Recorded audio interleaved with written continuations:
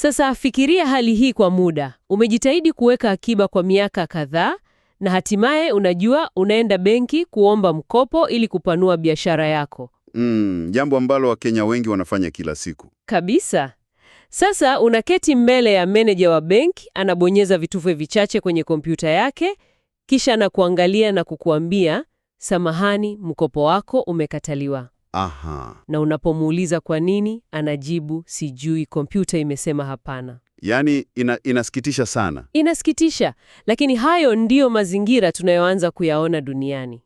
Sasa leo kwenye uchambuzi wetu wa kina, tunaangalia jinsi ambavyo nchi ya Kenya inajaribu kufanya sentensi hiyo, yaani kompyuta imesema hapana, kuwa kinyume cha sheria. Ni hatua kubwa. Ili ya ulimwengu unaotuzunguka. Dhamira yetu leo ni kuchambua stakabadhi moja kuu, nzito sana, na inayolenga kubadilisha mwelekeo wa teknolojia nchini, mswada wa sheria ya akili bandia. Au Artificial Intelligence Bill. Ndiyo, wa mwaka 2026 nchini Kenya. Sasa, ni muhimu sana tuelewe uzito wa chanzo chetu cha leo. Unajua, hatuzungumzii tu mawazo ya kufikirika hapa. Tunachambua mswada ambao umechapishwa rasmi kwenye nakala ya Kenya Gazette Supplement nambari 15. Hii ilikuwa mnamo tarehe 19 mwezi wa Februari mwaka 2026. Sawa. Na mswada huu unadhaminiwa na Seneta Karen Nyamu. Unakuja kwa lengo mahususi sana. Kwa muda mrefu, unajua, teknolojia imekuwa ikikua kwa kasi kuliko sheria, si ndio? Kasi ya ajabu. Ndiyo, na kuacha mapengo makubwa. Ingawa tuna sheria ya ulinzi wa data nchini Kenya, haitoshelezi kudhibiti uwezo wa mashine zinazojifunza na kufanya maamuzi zenyewe. Lengo la mswada huu ni kuziba hayo mapengo. Ndio. Na pia kuiweka Kenya kwenye ramani kwa kuoanisha sheria zetu na viwango vya kimataifa. Hasa ukiangalia mfano wa sheria ya AI ya Umoja wa Ulaya. Yaani ni hatua ya kisheria inayoleta utaratibu kwenye kile ambacho kimekuwa kama soko huria lisilo na mipaka. Sawa, hebu tuchambue hili kwa kina, kwa sababu unajua wewe msikilizaji labda unajiambia, mimi si mhandisi wa program za kompyuta, siko kwenye maabara za teknolojia huko Silicon Valley au Kilimani, mimi ni mtumiaji tu wa kawaida wa simu janja. Kweli, watu wengi hufikiria hivyo. Kwa nini utumie muda wako kusikiliza kuhusu mswada wa AI? Ukweli ni kwamba, msikilizaji, sheria hii inakugusa moja kwa moja kwenye maisha yako ya kila siku. Kabisa. Inahusu jinsi data yako inavyotumiwa, inapotathminiwa na mifumo ya siri unapotafuta bima au mkopo. Inahusu usalama wa kazi unayoifanya leo asubuhi, na zaidi ya yote, jinsi utakavyoweza kutofautisha kati ya ukweli na uongo unaposoma habari au kutazama video mtandaoni. Hasa, hili ni swala linalounda upya msingi wa maisha yetu ya kidijitali. Lakini sasa, swali langu la kwanza ni hili. Jinsi gani serikali inaweza kudhibiti kitu ambacho unajua kinabadilika, kinajifunza na kujiboresha kila sekunde? Ni changamoto kubwa. Kwa sababu nikisoma huu mswada, inaonekana kama wameunda aina fulani ya system ya taa za barabarani kwa ajili ya teknolojia. Nyekundu inamaanisha simama, njano inamaanisha kuwa mwangalifu, na kijani inamaanisha nenda. Je, ndivyo inavyofanya kazi? Kitu cha kustaajabisha hapa ni jinsi walivyochukua dhana hiyo ya taa za barabarani na kuifanya kuwa lugha ya kisheria. Aha. Wao wanaita uainishaji wa hatari au kwa Kiingereza risk classification. Sasa ukiangalia vifungu vya 25 na 26 vya mswada huu vinaeleza wazi madaraja manne ya uainishaji. Sawa. Kwanza kabisa tuna hatari isiyokubalika. Hii ndio taa nyekundu uliyotaja. Ile ya kusimama kabisa. Kabisa. Hii inahusisha mifumo ya AI ambayo ina uwezo wa kutumia mbinu za siri kubadilisha tabia ya mtu bila yeye kujua.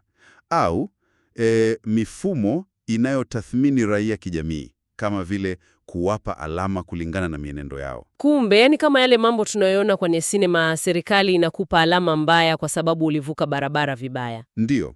Sheria inasema mifumo ya aina hii imepigwa marufuku kabisa nchini Kenya. Sawa, hiyo taa nyekundu inaeleweka. Hakuna mtu anayetaka kompyuta imchambue na kumnyima huduma za msingi kwa sababu ya jinsi alivyotembea barabarani. Lakini vipi kuhusu ile taa ya njano? Kuhusu sekta nyeti za maisha ya binadamu. Sekta kama zipi? Tunazungumzia matumizi ya AI katika afya. Kwa mfano, mfumo unaotambua magonjwa na kupendekeza dawa. Katika elimu, kama AI inayoamua nani apate nafasi katika shule fulani ya upili. Aha. Katika kilimo na bila shaka katika sekta ya fedha na usalama. Kwa mifumo hii, mswada hauisimamishi, hauwashi taa nyekundu, lakini unaweka masharti mazito sana ya kisheria. Masharti kama yapi? Kwa sababu, hebu fikiria, ikiwa mimi ni benki na ninatumia AI kuchambua maombi 10,000 ya mikopo kwa dakika moja, nataka ufanisi. Sheria inanitaka nifanye nini hasa? Sasa sheria inakutaka uwajibike kwa kila uamuzi huo.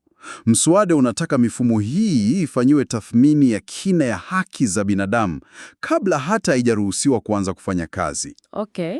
Lakini sharti ambalo ni zito zaidi ni hili: waundaji na watumiaji wa mifumo hii ya hatari kubwa wanapaswa kuweka kumbukumbu za data, yani data logs, kwa angalau miaka 5. Subiri kidogo. Ebu ngoja. Kuweka kumbukumbu kwa miaka 5. Ndiyo, miaka 5. Ebu tuweke hili katika uhalisia. Ikiwa benki inatumia AI na ilimnyima mtu mkopo leo, inamaanisha miaka 4 baadaye, mkaguzi wa serikali anaweza kuja, aingie kwenye mfumo wao na kuuliza, onyesha nambari na hisabu kamili zilizosababisha huyo bwana anyimwe mkopo mwaka wa 2026. Kabisa, hiyo ndio maana yake. Je, hawaingilii sana uhuru wa biashara na kufanya iwe ghali sana kuendesha mifumo hii? Unajua, inaweza kuonekana kuwa ghali, lakini fikiria mbadala wake. Mbadala wake ni kuwa na mifumo inayoamua hatima ya maisha ya watu. Nani anapata kazi? Nani anapata mkopo? Nani anapata matibabu? Bila mtu yoyote kuelewa kwa nini mfumo umeamua hivyo. Uwekaji wa kumbukumbu unahakikisha kwamba mashine haijifichi nyuma ya utata wa hisabati. Aha, wazi. Ndiyo. Kama kuna upendeleo au ubaguzi uliofichwa kwenye nambari za kompyuta dhidi ya kundi fulani la watu, kumbukumbu hizo za miaka 5 ndizo zitakazofichua ukweli. Naelewa. Kisha, baada ya hapo, tuna hatari ya wastani na hatari ndogo, kama vile AI inayotumika kwenye michezo ya kompyuta au vichujio vya barua pepe ambavyo vinazuia spam, ambazo hazina masharti makali sana. Okay, sasa ninaanza kuona picha kamili. Sheria inajaribu kulazimisha uwazi kwenye kitu ambacho asili yake ni kama kisanduku cheusi. Lakini tukiacha mambo ya mifumo ya kompyuta kwa muda, hebu tuende kwenye hofu kubwa zaidi ambayo nadhani wewe msikilizaji unayo. Na ni hofu halali kabisa. Ni swali ambalo kila mtu anajiuliza. Je, AI itachukua kazi yangu? Tumeona kampuni zikianza kutumia programu zinazofanya kazi za wanasheria, waandishi na wahudumu wa wateja. Ikiwa AI imeundwa kufanya maamuzi kwa uhuru na ufanisi wa hali ya juu na kwa gharama nafuu, je, inawezekana kweli kulazimisha kompyuta isichukue kazi za watu? Mswada huu unasemaje kuhusu hili? Ikiwa tutaunganisha hili na picha kamili ya jamii yetu, tunaona mswada unachukua msimamo thabiti sana kuhusu thamani ya binadamu. Ukiangalia vifungu vya 32 na 33, sheria inaleta dhana ya AI inayomjali binadamu. AI inayomjali binadamu. Au kwa Kiingereza wanasema human-centric AI. Lugha inayotumika hapa ni kwamba teknolojia inapaswa kuinua na kuboresha uwezo wa binadamu na sio kuchukua nafasi yake. Kuinua sio kuchukua nafasi. Kabisa. Na inatekeleza hili kupitia matakwa ya uangalizi wa kibinadamu. Hapo ndipo ninapopata utata kidogo, uangalizi wa kibinadamu. Unajua, kama nimenunua gari lenye kasi zaidi duniani, kwa nini niweke sheria inayonilazimisha kushuka na kusukuma gari hilo kwa mikono kila ninapokaribia kona? Ikiwa AI inaweza kusoma kurasa 10,000 za mikataba ya kisheria kwa sekunde moja, kwa nini nilete binadamu ambaye atatumia wiki 2 kusoma kitu hicho hicho? Si tunaua ufanisi ambao teknolojia hii inaleta? Hilo ni swali zuri sana. Lakini unapaswa kutofautisha kati ya kufanya kazi na kufanya uamuzi wa mwisho. Aha. Kompyuta inaweza kusoma hizo kurasa 10,000 kwa sekunde, lakini mswada unataka uamuzi muhimu unaotokana na usomaji huo, hasa uamuzi unaoathiri haki za mtu mwingine, upitiwe na kuidhinishwa na binadamu aliyehitimiwa. Kwa hivyo, kompyuta haiamui kila kitu. Kompyuta haiwezi kuwa na neno la mwisho lisilopingika. Binadamu lazima awe na uwezo wa kutengua maamuzi ya AI. Zaidi ya hayo, kwenye suala la ajira lenyewe, kifungu cha 33 kinaweka utaratibu mzito sana. Utaratibu upi huo? Kila mwajiri au muundaji wa AI ambaye teknolojia yake itatumika mahali pa kazi, lazima afanye kile kinachoitwa tathmini ya athari kwa wafanyakazi. Tathmini ya athari kwa wafanyakazi. Hiyo inamaanisha nini hasa kwa mjasiriamali? Hebu tuseme mimi nina kampuni ndogo hapa Nairobi na nina wafanyakazi 20 wa kupokea simu za wateja. Nimenunua mfumo wa AI ambao unaweza kujibu simu zote kwa ufanisi zaidi, kwa hivyo ninataka kupunguza wafanyakazi 15. Sheria hii inaniambia nini? Sheria inakuambia huwezi tu kufunga milango na kuwafuta kazi wafanyakazi wako kwa kisingizio cha maendeleo ya teknolojia. Kumbe, Ukifanya hiyo tathmini na kuona kwamba kuna uwezekano wa watu kupoteza kazi, unawajibika kuanzisha mipango ya kuwapa ujuzi mpya wafanyakazi hao. Kile kwa Kiingereza kinaitwa reskilling programs. subiri. Inanilazimu kuwapa ujuzi mpya, Ndiyo, lakini kama mimi ni kampuni ndogo inayojaribu kupunguza gharama, ndiyo maana nikaleta AI. Nitatoa wapi pesa za kuwalipia vyuo wafanyakazi 15 wasomee mambo mengine? Hiyo haitaua ubunifu na kufilisi biashara ndogo ndogo. unajua mswada haukusudii kuadhibu biashara. Ndiyo maana hausemi mfanyabiashara atabeba mzigo huo peke yake 100%. Aha, kwa hivyo nani anasaidia? Sheria inataka mipango hii ya kuwapa watu ujuzi mpya ifanywe kwa ushirikiano na serikali za kaunti na serikali ya kitaifa. Lengo hapa si kuua kampuni yako, bali ni kuhakikisha unawajibika kijamii. Sawa. Unatakiwa kuwatahadharisha wafanyakazi wako mapema, kushirikiana na mamlaka husika na kuhakikisha kwamba teknolojia inapoingia, kunakuwa na daraja la kuwavusha wafanyakazi hao kwenda kwenye majukumu mengine mapya. Badala ya kuwatupa tu barabarani. Kabisa. Ni mtazamo unaolenga kulinda utu wa mwananchi wa kawaida huku ukiruhusu teknolojia kuingia. Okay, ninaelewa sasa. Ni kuhusu kuweka msingi wa uwajibikaji wa pamoja ili teknolojia isijenge tabaka la watu waliotupwa nje ya mfumo wa kiuchumi. Kweli. Lakini msikilizaji, ikiwa sheria hii inajaribu kulinda kazi yako, kuna kitu kingine ambacho AI inajaribu kuchukua ambacho kinatisha hata zaidi.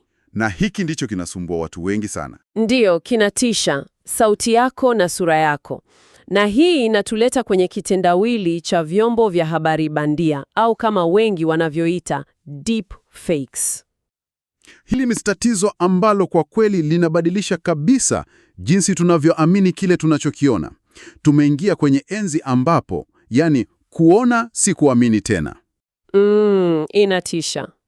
Mswada unafafanua wazi dhana ya akili bandia inayozalisha au generative AI na vyombo vya habari bandia au synthetic media. Kisheria, haya ni maudhui yanayoonyesha matukio, sauti au sura ambazo hazijawahi kutokea katika uhalisia. Sio tu filter za Instagram. Sio tu kuhariri picha ili ionekane nzuri, ni kompyuta kutengeneza uhalisia mpya kabisa. Hapa ndipo mambo yanapokuwa ya kuvutia sana. Nilipokuwa nasoma jinsi mswada unavyojaribu kudhibiti hili, nilipata mlinganisho mpya kichwani mwangu. Hebu tuambie. Inaonekana sheria hii ni sawa na kuweka lebo ya viungo kama ile ingredients label tunayoiona kwenye vyakula, lakini kuiweka kwenye ukweli wenyewe. Unajua? Mlinganisho mzuri sana. Kama unavyonunua juisi dukani na kusoma lebo kujua, okay, ina asilimia ngapi ya sukari halisi na asilimia ngapi ya kemikali.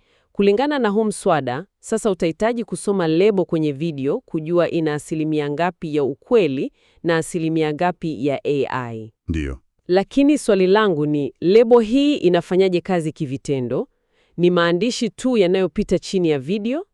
Na je, ninaruhusiwa kumtengenezea mtu video ya uongo ikiwa nitaweka hiyo lebo? Hilo ni swali la msingi sana. Mswada hauruhusu tu uweke lebo na uendelee kufanya unachotaka. Ukiangalia kifungu cha 28 na 30, kifungu kidogo cha pili F, kuna hatua mbili kali sana. Sawa. Hatua ya kwanza inahusu idhini ya wazi au explicit consent. Sheria inasema hakuna mtu anayeruhusiwa kutumia AI kuzalisha picha, sauti au sura ya mtu mwingine bila kupata idhini yake ya wazi na rasmi. Kwa hivyo siwezi tu kuchukua picha mtandaoni. Huwezi tu kuchukua sauti ya mwanasiasa au mwanamuziki au hata jirani yako na kuitumia kutengeneza sauti bandia inayosema mambo ambayo hajawahi kusema, eti kwa sababu tu una uwezo wa kufanya hivyo kwenye kompyuta yako. Kwa hivyo inabidi nikubali rasmi, labda kwa kuweka saini, kabla hujatumia sauti yangu hata kwa utani. Kabisa, hata kama ni utani. Na hatua ya pili ni kuhusu hiyo lebo uliyotaja. Hata kama umepata idhini yangu ya kutumia sauti yangu, au hata kama unatumia AI kutengeneza picha yako mwenyewe, mswada unataka maudhui yoyote yanayozalishwa na AI yawekewe lebo wazi. Lazima kuwe na alama inaonekana au kusikika wazi, inaonyesha maudhui haya yamezalishwa au kubadilishwa kwa kutumia akili bandia. Sawa kabisa. Lengo si kuzuia sanaa au ubunifu, bali ni kuzuia upotoshaji.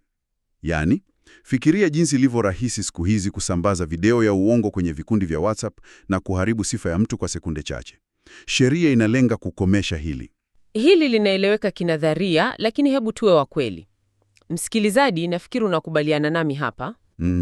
Kuwa na sheria nzuri sana kwenye makaratasi nchini Kenya ni jambo moja. Ndiyo, tumeona hilo mara nyingi. Kusimamia na kutekeleza sheria hizo katika uhalisia ni jambo lingine kabisa. Nani hasa atahakikisha haya yote yanafuatwa? Hivyo, haya yote yanamaanisha nini? Je, tunaunda kikosi kipya cha polisi cha kufuatilia kodi za kompyuta kwenye intaneti, au tunatengeneza uwanja wa michezo kwa ajili ya wabunifu vijana? Hilo ni swali zuri.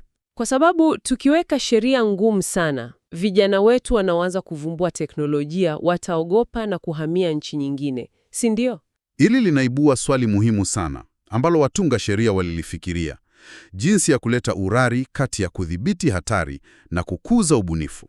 Ili kutekeleza sheria hii, mswada unaanzisha rasmi chombo kipya kabisa. Chombo gani hicho? Ofisi ya kamishna wa akili bandia, chini ya vifungu vya 4 hadi 10, ikisaidiwa na kamati ya ushauri. Lakini huyu hatakuwa tu mwanasiasa yoyote anayeteuliwa. Sheria inaweka viwango vya juu sana vya sifa. Sifa kama zipi? Kamishna huyu lazima awe na angalau shahada ya uzamilia, yani masters, katika nyanja zinazohusiana na teknolojia, sheria au sayansi ya kompyuta, na awe na uzoefu usiopungua miaka 10. Miaka 10? Ndiyo. Hii inamaanisha tunatafuta mtaalam anayeelewa kwa kina jinsi kanuni hizi zinavyofanya kazi na pia anayeelewa haki za binadamu. Sawa, kwa hivyo tuna mtaalamu mwenye ofisi. Lakini vipi kuhusu yule kijana mvumbuzi niliyemhisi pale awali? Yule anayetaka kuvumbua? Ndiyo.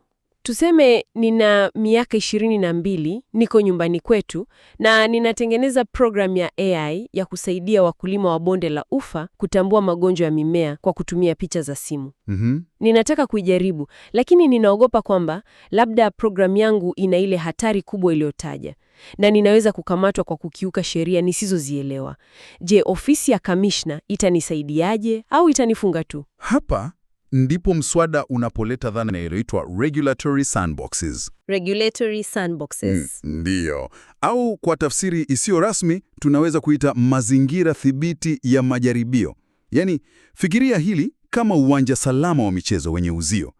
Ikiwa wewe ni huyo kijana unayetengeneza AI ya kilimo, badala ya kuiingiza moja kwa moja sokoni na kuhatarisha kuvunja sheria, unaweza kuipeleka kwenye ofisi ya kamishna na kuomba iingizwe kwenye hiyo sandbox. Aha, uwanja salama. Ndiyo.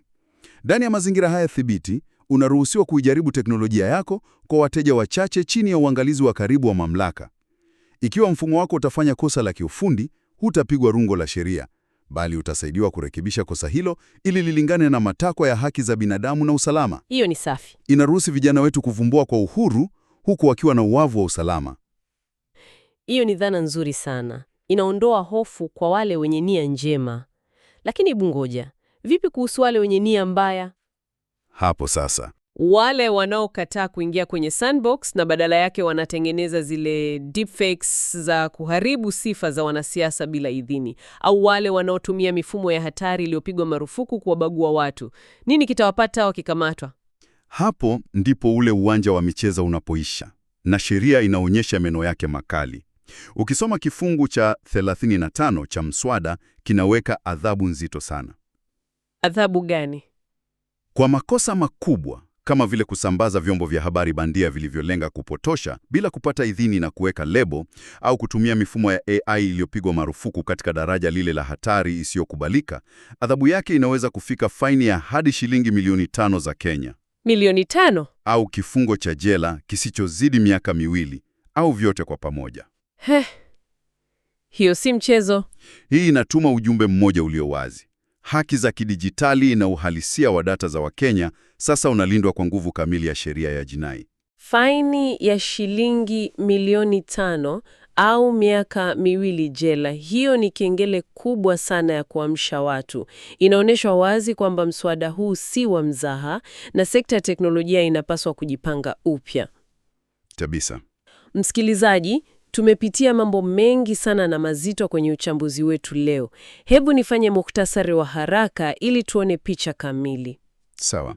Kile tulichokiona kupitia mswada huu wa sheria ya akili bandia wa 2026 ni kwamba nchi ya Kenya haijaribu kuzuia wimbi la teknolojia, bali inajaribu kujenga ukuta wa kulinda haki za binadamu na data zetu. Tumeona ule mfumo wa taa za barabarani unaoweka viwango vya hatari. Tumeona ile lebo ya viungo inayotakiwa kwenye ukweli wenyewe ili kudhibiti deepfakes. Tumeona matakwa ya kumlinda mfanyakazi ili AI imuinue na si kumtupa nje. Ndio. Na pia ule uwanja salama au sandboxes unaolinda wabunifu wetu. Na yote haya yakisimamiwa na kamishna wa AI. Ni hatua kubwa sana kwa utawala wa kidijitali. Huu ni muhtasari uliojumuisha yote muhimu, lakini kabla hatujakamilisha uchambuzi huu, ningependa kukuachia wewe msikilizaji wazo moja la kufikirisha. Unajua, kifungu cha 37 cha mswada huu kinaweka sharti kwamba sheria hii inapaswa kufanyiwa mapitio na kutathminiwa kila baada ya miaka 3 ili iweze kuendana na mabadiliko ya kiteknolojia. Miaka 3, sawa. Sasa swali langu ni hili. Ukizingatia kasi ya kutisha ya mabadiliko ya teknolojia ya AI, teknolojia ambayo inajifunza, inabadilika na kuzalisha uwezo mpya kila sekunde moja. Je, kusubiri miaka 3 kufanya mapitio ya sheria ni sawa na kujaribu kufukuza gari la michezo, yani sports car, inayokimbia kwa kasi sana ukiwa umepanda baiskeli? Je, miaka 3 katika ulimwengu wa AI si sawa na karne nzima katika ulimwengu wa kawaida? Wow, hilo ni swali zito sana ambalo linaniacha nikiwaza kweli. Tunajaribu kutunga sheria za kudumu kwenye mashine zinazofikiri kwa kasi ya mwanga. Kabisa. Msikilizaji, nitakuacha utafakari swali hilo kwa kina. Tunashukuru sana kwa kutupa sikio lako na kujumuika nasi kwenye uchambuzi huu wa kina leo. Tumeiangazia taa yetu kwenye sheria inayoanza kuchora mipaka ya ulimwengu wetu wa kesho. Asante sana kwa kuwa nasi. Tunatumai umeondoka na ufahamu mpya. Endelea kuwa mdadisi, hakikisha unasoma zile lebo za viungo kwenye video na taarifa unazozipata mtandaoni. Na endelea kuwa na ufahamu mpana. Tutaonana wakati mwingine kwenye uchambuzi mwingine wa kina. Kwa heri.